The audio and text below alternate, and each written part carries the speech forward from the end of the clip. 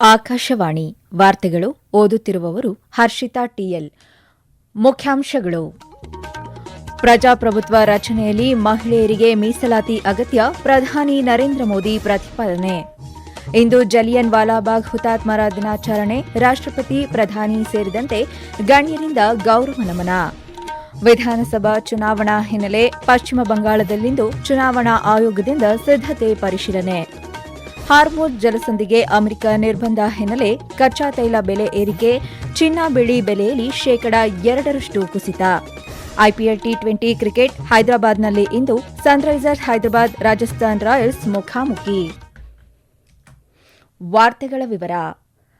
ಪ್ರಜಾಪ್ರಭುತ್ವ ರಚನೆಯಲ್ಲಿ ಮಹಿಳೆಯರಿಗೆ ಮೀಸಲಾತಿ ಒದಗಿಸುವ ಅಗತ್ಯವನ್ನು ಪ್ರಧಾನಿ ನರೇಂದ್ರ ಮೋದಿ ಪ್ರತಿಪಾದಿಸಿದ್ದಾರೆ. ನವದೆಹಲಿಯಲ್ಲಿ ಇಂದು ನಡೆದ ನಾರಿ ಶಕ್ತಿ ವಂದನಾ ಸಮ್ಮೇಳನ ಉದ್ದೇಶಿಸಿ ಮಾತನಾಡಿದ ಪ್ರಧಾನಿ, ರಾಜಕೀಯದಲ್ಲಿ ಮಹಿಳೆಯರ ಭಾಗವಹಿಸುವಿಕೆ ದೇಶದ ಪ್ರಜಾಪ್ರಭುತ್ವವನ್ನು ಬಲಪಡಿಸುತ್ತದೆ ಎಂದು ತಿಳಿಸಿದ್ದಾರೆ.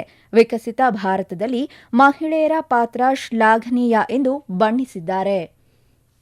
पहली सांस से लेकर आखिरी सांस तक हमारी सरकार कोई न कोई योजना लेकर के भारत की बहन बेटियों की सेवा में हाजिर है. गर्भ में बेटी की हत्या न हो, इसके लिए हमने बेटी बचाओ बेटी पढ़ाओ अभियान शुरू किया.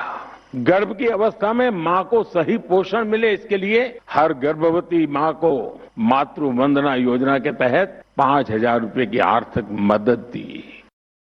ಭಾರತದ ನಾರಿ ಶಕ್ತಿ ದೇಶಕ್ಕೆ ಅಪಾರ ಕೊಡುಗೆಗಳನ್ನು ನೀಡಿದೆ.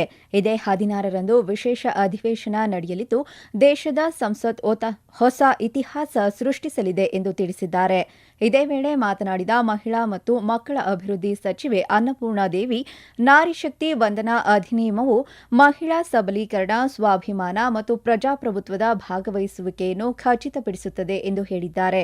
ದೇಶದ ಹೆಣ್ಣುಮಕ್ಕಳು ಇಂದು ರಾಷ್ಟದ ಅಭಿವೃದ್ಧಿಯಲ್ಲಿ ಪ್ರಮುಖ ಪಾತ್ರ ವಹಿಸುತ್ತಿದ್ದಾರೆ ಎಂದು ಪ್ರಶಂಸೆ ವ್ಯಕ್ತಪಡಿಸಿದ್ದಾರೆ.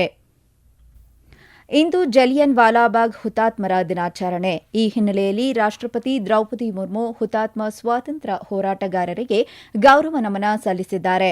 ಸಾಮಾಜಿಕ ಜಾಲತಾಣದಲ್ಲಿ ಪೋಸ್ಟ್ ಮಾಡಿರುವ ಅವರು, ಈ ಯೋಧರ ದೇಶಭಕ್ತಿಯ ಮನೋಭಾವವು ಸಮರ್ಪಣೆ ಹಾಗೂ ನಿಷ್ಠೆಯಿಂದ ಮುಂದುವರಿಯಲು ಎಲ್ಲರಿಗೂ ಸ್ಫೂರ್ತಿ ನೀಡುತ್ತದೆ ಎಂದು ಹೇಳಿದ್ದಾರೆ.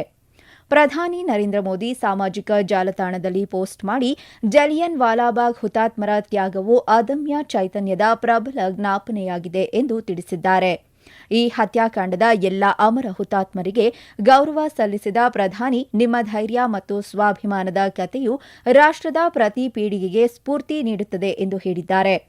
ಗೃಹ ಸಚಿವ ಅಮಿತ್ ಶಾ ಅವರು ಸಾಮಾಜಿಕ ಜಾಲತಾಣದಲ್ಲಿ ಪೋಸ್ಟ್ ಮಾಡಿ, ಇದು ಭಾರತ ಸ್ವಾತಂತ್ರ್ಯ ಹೋರಾಟದೊಳಗಿನ ಕ್ರಾಂತಿಕಾರಿ ಚೈತನ್ಯಕ್ಕೆ ಹೊಸ ಆವೇಗ ನೀಡಿದ ಐತಿಹಾಸಿಕ ತಿರುವು ಎಂದು ತಿಳಿಸಿದ್ದಾರೆ. ಮುಂಬರುವ ವಿಧಾನಸಭಾ ಚುನಾವಣೆಯ ಸಿದ್ದತೆಗಳನ್ನು ಪರಿಶೀಲಿಸಲು ಹಿರಿಯ ಉಪಚುನಾವಣಾ ಆಯುಕ್ತರಾದ ಜ್ಞಾನೇಶ್ ಭಾರತಿ ಮತ್ತು ಪವನ್ ಕುಮಾರ್ ಶರ್ಮಾ ಇಂದು ಪಶ್ಚಿಮ ಬಂಗಾಳಕ್ಕೆ ಭೇಟಿ ನೀಡಲಿದ್ದಾರೆ. ತಮ್ಮ 3 ದಿನಗಳ ಭೇಟಿಯ ಸಮಯದಲ್ಲಿ ಜ್ಞಾನೇಶ್ ಭಾರತಿ ಅವರು ಪಶ್ಚಿಮದ ಬರ್ಧಮಾನ್, ಪೂರ್ವ ಬರ್ಧಮಾನ್, ಹೂಗ್ಲಿ ಮತ್ತು ಉತ್ತರ 24 ಪರಗಣಗಳಲ್ಲಿ ಜಿಲ್ಲಾ ಚುನಾವಣಾ ಅಧಿಕಾರಿಗಳು, ಪೊಲೀಸ್ ಆಯುಕ್ತರು, ಪೊಲೀಸ್ ವರಿಷ್ಠಾಧಿಕಾರಿಗಳು ಮತ್ತು ವೀಕ್ಷಕರನ್ನು ಭೇಟಿ ಮಾಡಲಿದ್ದಾರೆ. ಮುಖ್ಯ ಚುನಾವಣಾ ಅಧಿಕಾರಿ ಕಚೇರಿಯ ಹಿರಿಯ ಅಧಿಕಾರಿಗಳೊಂದಿಗೆ ಚರ್ಚೆ ನಡೆಸಲಿದ್ದಾರೆ. ಈ ಮಧ್ಯೆ ಪವನ್ ಕುಮಾರ್ ಶರ್ಮಾ ಅವರು ಬೀರ್ಭೂಮ್, ಮುರ್ಷಿದಾಬಾದ್, ನಾಡಿಯಾ ಮತ್ತು ದಕ್ಷಿಣ 24 ಪರಗಣಗಳಲ್ಲಿ ಅಧಿಕಾರಿಗಳೊಂದಿಗೆ ಮತ್ತು ಮುಖ್ಯ ಚುನಾವಣಾ ಅಧಿಕಾರಿ ಕಚೇರಿಯ ಉನ್ನತ ಪ್ರತಿನಿಧಿಗಳೊಂದಿಗೆ ಸಭೆ ನಡೆಸಲಿದ್ದಾರೆ. ಕೇಂದ್ರ ಗೃಹ ಸಚಿವ ಅಮಿತ್ ಶಾ ಹಾಗೂ ಬಿಜೆಪಿಯ ಹಿರಿಯ ನಾಯಕ ಪಶ್ಚಿಮ ಬಂಗಾಳದ ವಿವಿಧ ಕಡೆಗಳಲ್ಲಿ ಇಂದು ಚುನಾವಣಾ ಪ್ರಚಾರ ಕೈಗೊಳ್ಳಲಿದ್ದಾರೆ. ಬೀರ್ಭೂಮ್ ಮತ್ತು ಪಶ್ಚಿಮ ಬರ್ಧಮಾನ್ನಲ್ಲಿ ಬಿರುಸಿನ ಪ್ರಚಾರ ನಡೆಸಲಿದ್ದಾರೆ. ಮಧ್ಯಾಹ್ನ ಮಂಗಲ ಕ್ಲಬ್ ಮೈದಾನದಲ್ಲಿ ಸಾರ್ವಜನಿಕ ಸಭೆ ಉದ್ದೇಶಿಸಿ ಮಾತನಾಡಲಿದ್ದಾರೆ. ಗೋಸ್ತೋ ದಂಗಲ್ ಮೈದಾನದಲ್ಲಿ ನಡೆಯಲಿರುವ ಮತ್ತೊಂದು ಚುನಾವಣಾ ಪ್ರಚಾರದಲ್ಲಿಯೂ ಅವರು ಭಾಗವಹಿಸಲಿದ್ದಾರೆ. ಈ ಮಧ್ಯೆ ತೃಣಮೂಲ ಕಾಂಗ್ರೆಸ್ ಮುಖ್ಯಸ್ಥೆ ಮಮತಾ ಬ್ಯಾನರ್ಜಿ ಸಹ ಇಂದು ರಾಜ್ಯಾದ್ಯಂತ ಚುನಾವಣಾ ಪ್ರಚಾರ ಕಾರ್ಯಕ್ರಮಗಳಲ್ಲಿ ಭಾಗವಹಿಸಲಿದ್ದಾರೆ. ಬೀರ್ಭೂಮ್ ಜಿಲ್ಲೆಯ ಸೂರಿಯಲ್ಲಿ ಅವರು ರ್ಯಾಲಿ ನಡೆಸಲಿದ್ದಾರೆ. ಈ ವಾರ್ತೆಗಳನ್ನು ಆಕಾಶವಾಣಿಯಿಂದ ಕೇಳುತ್ತಿದ್ದೀರಿ. ನಮ್ಮ ಎಲ್ಲಾ ರಾಷ್ಟ್ರೀಯ ವಾರ್ತೆಗಳು ಹಾಗೂ ಪ್ರದೇಶ ಸಮಾಚಾರ ಈಗ ಆಕಾಶವಾಣಿ ನ್ಯೂಸ್ ಕನ್ನಡ ಯೂಟ್ಯೂಬ್ ಚಾನೆಲ್ನಲ್ಲಿ ಲಭ್ಯ. ನಮ್ಮ ಎಕ್ಸ್ ಖಾತೆ ಮತ್ತು ಇನ್ಸ್ಟಾಗ್ರಾಂ ಖಾತೆ ಆಕಾಶವಾಣಿ ನ್ಯೂಸ್ ಕನ್ನಡ. ಹೆಚ್ಚಿನ ಮಾಹಿತಿಗಾಗಿ ನಮ್ಮ ಫೇಸ್ಬುಕ್ ಖಾತೆ ಆಕಾಶವಾಣಿ ವಾರ್ತೆ ಕನ್ನಡವನ್ನು ಅನುಸರಿಸಿ. ಮಾಹಿತಿಯ ಹೂರಣ ವಾರದ ಕಾರ್ಯಕ್ರಮ ಪ್ರಚಲಿತ ವಿದ್ಯಮಾನ ಪ್ರತಿ ಬುಧವಾರ 9:15.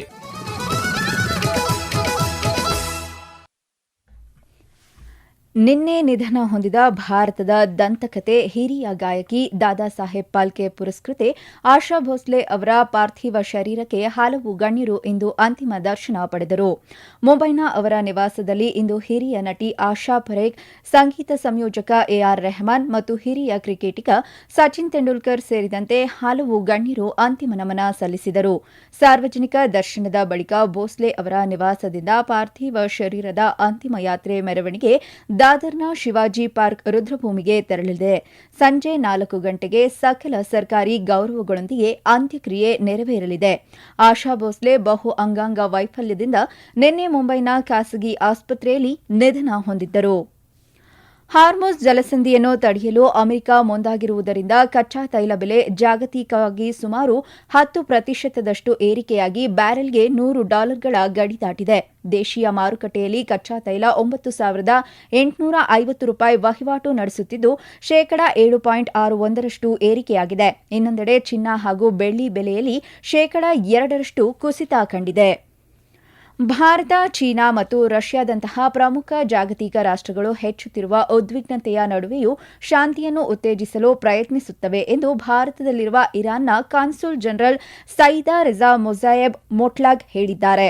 ರಾಜತಾಂತ್ರಿಕತೆಯ ಬಗ್ಗೆ ಮತ್ತು ಮಿಲಿಟರಿ ಒಳಗೊಳ್ಳುವಿಕೆಯನ್ನು ತಪ್ಪಿಸುವ ಬಗ್ಗೆ ಭಾರತದ ಬದ್ಧತೆಯನ್ನು ಅವರು ಶ್ಲಾಘಿಸಿದ್ದಾರೆ. ಭಾರತ, ರಷ್ಯಾ, ಚೀನಾ ದೇಶಗಳು ಇತ್ತೀಚಿನ ಅಮೆರಿಕದ ಕ್ರಮಗಳನ್ನು ಬೆಂಬಲಿಸದಿರುವುದು ಹಾಗೂ ಮಿಲಿಟರಿ ಹಸ್ತಕ್ಷೇಪ ಮಾಡುತ್ತಿರಲು ನಿರ್ಧರಿಸಿರುವುದು ಶ್ಲಾಘನೀಯ ಎಂದು ಹೇಳಿದ್ದಾರೆ. ಇಸ್ರೇಲ್ನ ಪ್ರಧಾನಿ ಬೆಂಜಮಿನ್ ನೇತಾನ್ಯಾಹು ತಮ್ಮ ಮಿಲಿಟರಿ ಕಾರ್ಯದರ್ಶಿ ಮೇಜರ್ ಜನರಲ್ ರೋಮನ್ ಗಫ್ಮನ್ ಅವರನ್ನು ಇಸ್ರೇಲ್ ಗುಪ್ತಚರ ಮತ್ತು ವಿಶೇಷ ಕಾರ್ಯಾಚರಣೆಗಳ ಸಂಸ್ಥೆಯ ಮೊಸಾದ್ನ ಮುಂದಿನ ನಿರ್ದೇಶಕರಾಗಿ ನೇಮಿಸಿದ್ದಾರೆ. ಹಿರಿಯ ನೇಮಕಾತಿಗಳ ಸಲಹಾ ಸಮಿತಿಯ ಅನುಮೋದನೆಯ ಬಳಿಕ ಸಾಮಾಜಿಕ ಮಾಧ್ಯಮ ಪೋಸ್ಟ್ನಲ್ಲಿ ನೇತಾನ್ಯಾಹು ಗೊಫ್ಮನ್ ಅವರ ಅರ್ಹತೆಗಳನ್ನು ಶ್ಲಾಘಿಸಿದ್ದಾರೆ. ರೋಮನ್ ಗೊಫ್ಮನ್ ಅವರನ್ನು ಅತ್ಯುತ್ತಮ ಅಧಿಕಾರಿ ಎಂದು ಬಣ್ಣಿಸಿದ್ದಾರೆ. ಭಾರತೀಯ ರೈಲ್ವೆ ಪ್ರಧಾನಮಂತ್ರಿ ಗತಿಶಕ್ತಿ ಯೋಜನೆಯನ್ನು ವಿಸ್ತರಿಸಿದ್ದು 2025-26ರಲ್ಲಿ 1.53 ಲಕ್ಷ ಕೋಟಿ ರೂಪಾಯಿಗಳಿಗಿಂತ ಹೆಚ್ಚು ಹೂಡಿಕೆಯೊಂದಿಗೆ 6,000 ಕಿಲೋಮೀಟರ್ಗಳಿಗೂ ಹೆಚ್ಚು ರೈಲ್ವೆ ಜಾಲವನ್ನು ಒಳಗೊಂಡಿದೆ. ಕಳೆದ ಹಣಕಾಸು ವರ್ಷಕ್ಕೆ ಹೋಲಿಸಿದರೆ ಈ ವಿಸ್ತರಣೆಯು ,110% ಸೂಚಿಸುತ್ತದೆ ಎಂದು ರೈಲ್ವೆ ಸಚಿವಾಲಯ ತಿಳಿಸಿದೆ. ಸೌರಾಷ್ಟ್ರ ಮತ್ತು ಗುಜರಾತ್ನ ಕಚ್ನಲ್ಲಿ ಭಾರತೀಯ ಹವಾಮಾನ ಇಲಾಖೆ ಇಂದು ಉಷ್ಣ ಅಲೆಯ ಮುನ್ಸೂಚನೆ ನೀಡಿದೆ. ಆಂಧ್ರಪ್ರದೇಶ, ಕರಾವಳಿ, ಕರ್ನಾಟಕ, ಗುಜರಾತ್, ಕೇರಳಂ, ತಮಿಳುನಾಡು, ಪುದುಚೇರಿ ಮತ್ತು ಕಾರೈಕಲ್ಗಳಲ್ಲಿ ಬಿಸಿ ಮತ್ತು ಆರ್ದ್ರ ವಾತಾವರಣ ನಿರೀಕ್ಷೆಯಿದೆ. ಅರುಣಾಚಲ ಪ್ರದೇಶ, ಕರಾವಳಿ ಕರ್ನಾಟಕ, ಕೇರಳ ಮತ್ತು ದಕ್ಷಿಣ ಕರ್ನಾಟಕದಲ್ಲೂ ಗುಡುಗು ಮಿಂಚು ಬಿರುಗಾಳಿಯೊಂದಿಗೆ ಮಳೆಯಾಗುವ ನಿರೀಕ್ಷೆಯಿದೆ ಎಂದು ತಿಳಿಸಿದೆ. ಹೈದರಾಬಾದ್ನ ರಾಜೀವ್ ಗಾಂಧಿ ಅಂತಾರಾಷ್ಟೀಯ ಕ್ರಿಕೆಟ್ ಕ್ರೀಡಾಂಗಣದಲ್ಲಿಂದು ನಡೆಯಲಿರುವ ಐಪಿಎಲ್ ಟಿ20 ಕ್ರಿಕೆಟ್ ಪಂದ್ಯದಲ್ಲಿ ಸನ್ರೈಸರ್ಸ್ ಹೈದರಾಬಾದ್ ತಂಡ ರಾಜಸ್ಥಾನ್ ರಾಯಲ್ಸ್ ತಂಡವನ್ನು ಎದುರಿಸಲಿದೆ. ಪಂದ್ಯ ಸಂಜೆ 7:30ಕ್ಕೆ ಪ್ರಾರಂಭವಾಗಲಿದೆ. ಕೊನೆಯಲ್ಲಿ ಮತ್ತೊಮ್ಮೆ ಮುಖ್ಯಾಂಶಗಳು. ಪ್ರಜಾಪ್ರಭುತ್ವ ರಚನೆಯಲ್ಲಿ ಮಹಿಳೆಯರಿಗೆ ಮೀಸಲಾತಿ ಅಗತ್ಯ, ಪ್ರಧಾನಿ ನರೇಂದ್ರ ಮೋದಿ ಪ್ರತಿಪಾದನೆ. ಇಂದು ಜಲಿಯನ್ ವಾಲಾಬಾಗ್ ಹುತಾತ್ಮರ ದಿನಾಚರಣೆ, ರಾಷ್ಟ್ರಪತಿ, ಪ್ರಧಾನಿ ಸೇರಿದಂತೆ ಗಣ್ಯರಿಂದ ಗೌರವ ನಮನ. ವಿಧಾನಸಭಾ ಚುನಾವಣಾ ಹಿನ್ನೆಲೆ ಪಶ್ಚಿಮ ಬಂಗಾಳದಲ್ಲಿಂದು ಚುನಾವಣಾ ಆಯೋಗದಿಂದ ಸಿದ್ಧತೆ ಪರಿಶೀಲನೆ. ಹಾರ್ಮುಜ್ ಜಲಸಂಧಿಗೆ ಅಮೆರಿಕ ನಿರ್ಬಂಧ ಹಿನ್ನೆಲೆ ಕಚ್ಚಾ ತೈಲ ಬೆಲೆ ಏರಿಕೆ, ಚಿನ್ನ ಬೆಳ್ಳಿ ಬೆಲೆಯಲ್ಲಿ ,2% ಕುಸಿತ. ಐಪಿಎಲ್ ಟಿ20 ಕ್ರಿಕೆಟ್ ಹೈದರಾಬಾದ್ನಲ್ಲಿಂದು ಸನ್ರೈಸರ್ಸ್ ಹೈದರಾಬಾದ್ ರಾಜಸ್ಥಾನ್ ರಾಯಲ್ಸ್ ಮುಖಾಮುಖಿ. ಇಲ್ಲಿಗೆ ವಾರ್ತಾ ಪ್ರಸಾರ ಮುಕ್ತಾಯವಾಯಿತು. ನಮ್ಮ ಮುಂದಿನ ವಾರ್ತಾ ಪ್ರಸಾರ ಮಧ್ಯಾಹ್ನ 2:30ಕ್ಕೆ.